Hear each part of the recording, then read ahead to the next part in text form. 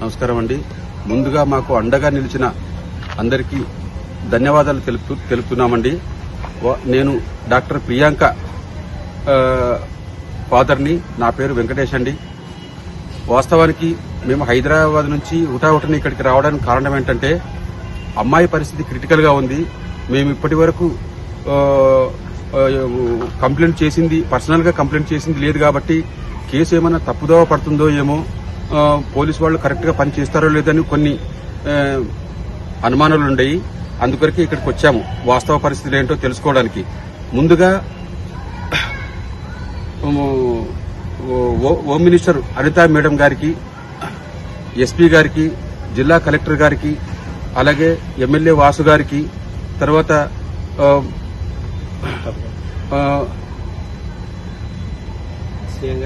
CA గారికి, SP గారికి, DSP గారికి, వీళ్ళందరినీ కలిసిన తర్వాత నిజంగా వీళ్ళందరికీ చేతులెత్తి మొక్కుతున్నాను నేను. ఇక్కడ మేము వచ్చిన తర్వాత మేము అనుకున్నది ఏంటి, ఇక్కడికి వచ్చిన తర్వాత ఏంటి అనేది మేము రియలైజ్ అయ్యాము.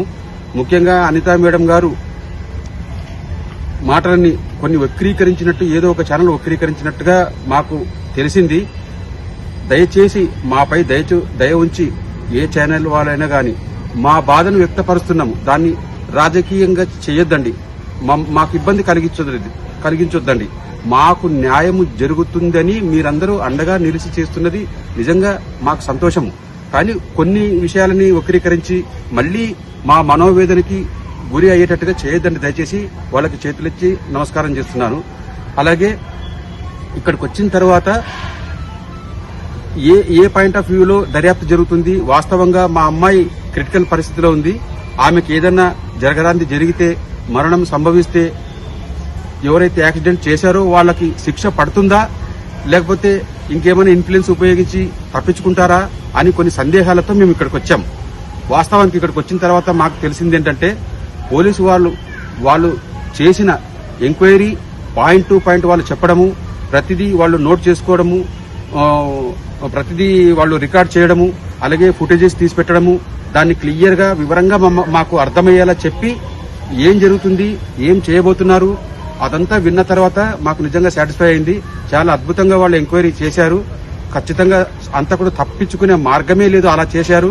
వాళ్ళు గట్టి హామీ కూడా ఇచ్చారు మాకు చాలా సాటిస్ఫై అయ్యాం మేము. వాళ్ళు ఫర్దర్ గా కూడా మీకు అండగా ఉండి నిందితులు ఎక్కడ తప్పించుకోకుండా ఖచ్చితంగా శిక్ష పడే నిజంగా వాళ్ళు హామీ ఇచ్చారు. కాబట్టి మేము మా సందేహాలు ఇప్పుడు నివృత్తి అయినాయి. కాబట్టి చాలా సంతోషము. తర్వాత ఇప్పుడు మాకు ఫోన్ వచ్చింది హైదరాబాద్ నుంచి, అమ్మాయి కండిషన్ చాలా క్రిటికల్, మీరు ఇమ్మీడియట్ గా రావాలని చెప్పి ఫోన్ వచ్చింది. డాక్టర్లు ఫోన్ చేశారు, మేము బయలుదేరి వెళ్లిపోతున్నాము. మా కొరకు డిపార్ట్మెంట్ వాళ్ళు చేసిన ప్రయత్నము, అంటే వాళ్ళు చేసిన దర్యాప్తులు గాని, ఎస్పీ గారు, ముఖ్యంగా ఎస్పీ గారు, తర్వాత సిఐ గారు, ఈ డిపార్ట్మెంట్ లో పోలీసు వాళ్ళందరూ చేసినటువంటి ఇన్వెస్టిగేషన్లు అవన్నీ చాలా క్లియర్ గా ఉన్నాయి. మాకు ఎలాంటి సందేహం ఇప్పుడు లేదు. ఎందుకంటే మాకు సందేహంతోటే వచ్చాము యాక్చువల్ గా. అది ఏమైనా మిస్యూజ్ అవుతుందేమో అనే ఉద్దేశంతోనే వచ్చాము యాక్చువల్ గా. అక్కడ చావు బతుకుల మధ్య నా బిడ్డ కొట్టుమిట్టాడుతుంటే కూడా తర్వాత మిస్యూజ్ కాకూడదు, నిందితులు తప్పించుకోకూడదు అనే ఉద్దేశంతో ఇక్కడికి వచ్చాము. అనుమానాలతోటి ఇక్కడికి వచ్చిన తర్వాత మాకు క్లియర్ గా మాకు అర్థమైంది. వాళ్ళు ప్రతిదీ మాకు ఎక్స్ప్లెయిన్ చేసి సెక్షన్లు ఎలా మారతాయి, వాళ్లకు శిక్ష పడడానికి వాళ్ళు ఏం చేస్తున్నారో అన్ని వివరించారు. నిజంగా చేతులెత్తి వాళ్ళకి నమస్కారం చేస్తున్నాను.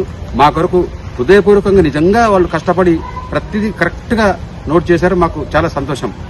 అలాగే ఏలూరు ఐజీ గారు, తర్వాత సీఎం గారి పిఏ గారు రాజమౌళి గారు మాట్లాడిన మాటలను కొన్ని ఛానల్స్ వక్రీకరించి రాసినట్టు మేము విన్నాము. దయచేసి రాజకీయం చేయొద్దండి. ఇప్పటికే పుట్టెడు బాధతో ఉన్నాం మేము.